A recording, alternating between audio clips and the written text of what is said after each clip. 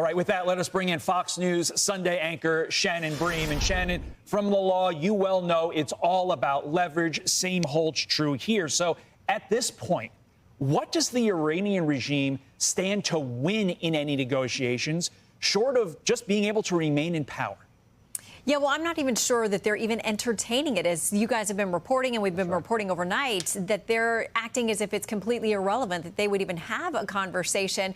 I think it is, as many of our guests have said, if you guys have said, that there is some idea that they need to try to save face, whether that will be with the strike or what will happen next. We wait to see. And of course, there are worries for our bases, for our men and women there in the area. But really here at the homeland, too, there's a lot of conversation about what is happening here within the U.S. Millions of people here who we don't know exactly who they are.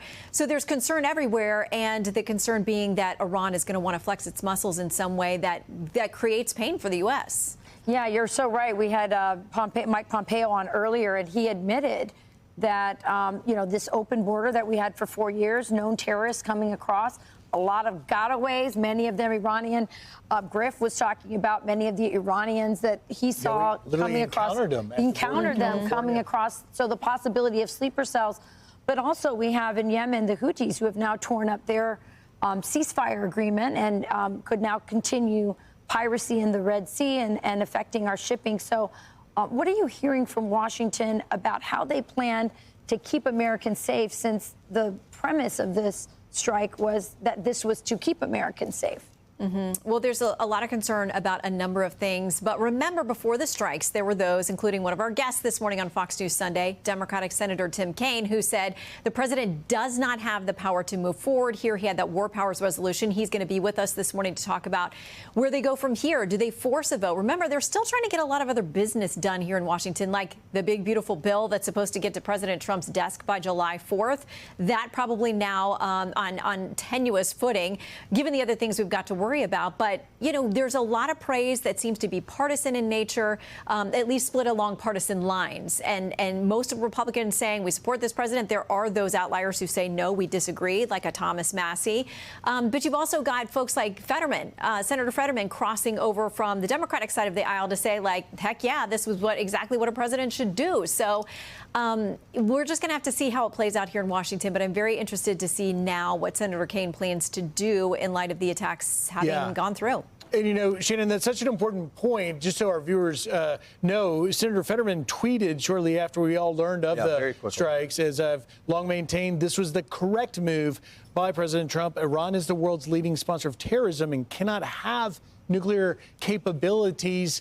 It comes as the drumbeat didn't take long to come out for calls for impeachment with Democrats.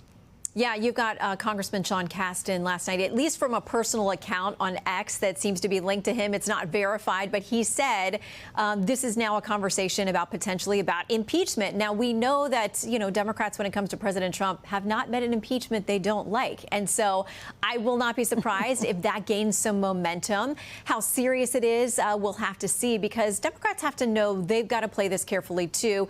Our Fox News polling showed that people overwhelmingly were worried about Iran getting a nuclear weapon. They very much see Iran as a threat to our national security. So there's going to be some support, probably across party lines for people based on what's happened over, the last 24 hours or so.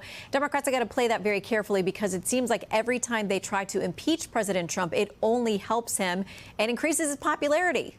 And to that point, Shannon, he made this a centerpiece of his foreign policy on the campaign trail. He said, I'm going to prevent them from getting a nuclear weapon. That's exactly what he did. So you have to think promises made, promises kept is going to help him somewhat when it comes to not only the midterms, but also whoever is running in his stead come 2028. Yeah, I think the midterm question is a little tricky here, because we know there's been some split within the MAGA base, within MAGA world, about this proceeding the way that it has. You have seen a bit of a closing of the ranks over the last 24 hours of people saying, yes, this is a president who said Iran would never get a nuclear weapon. But he's also a president who said we would get out of entanglements, foreign entanglements, and we would not get into any new ones. So you've heard some pretty loud voices out there saying even some of the president's greatest, strongest supporters that they worry about this impact on his base. So all of those things, we'll have to see as they play out heading to the midterms. I think you make a really good point, and I think the reality is that the unknown is really what's going to come into play here. If they strike, if the Iranians strike and don't come to the negotiating table and don't have peace and strike Americans, and this becomes larger, this becomes a political problem as well as a military problem if people start to lose support for this strike.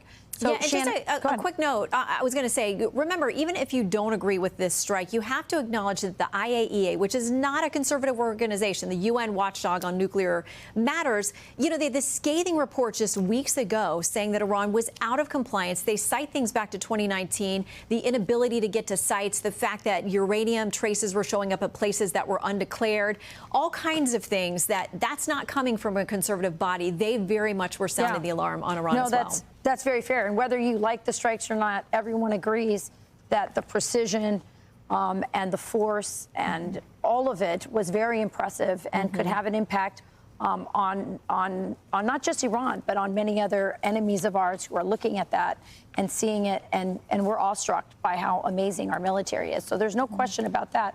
Of course, with war, there's a lot of unknowns. Tell us what you have next on Fox News Sunday. So we do have Senator Kaine. He just a moment ago also was on X. I want to call it Twitter, whatever we're calling it now. But saying essentially that there are a lot of unanswered questions here, and he wants a lot of answers. He said, "Have we learned nothing from the 2003?" episode in which America was lied to and rushed into war? So I'm going to ask him if he thinks this president has been lying. Is that what he's suggesting? We also have Senator James Lankford with us on a number of issues, this and more. And do they even get to that big, beautiful bill this week? We'll cover it all. It's crazy that is now a question. We kind of thought, hey, July 4th, there's a good chance we could make it now.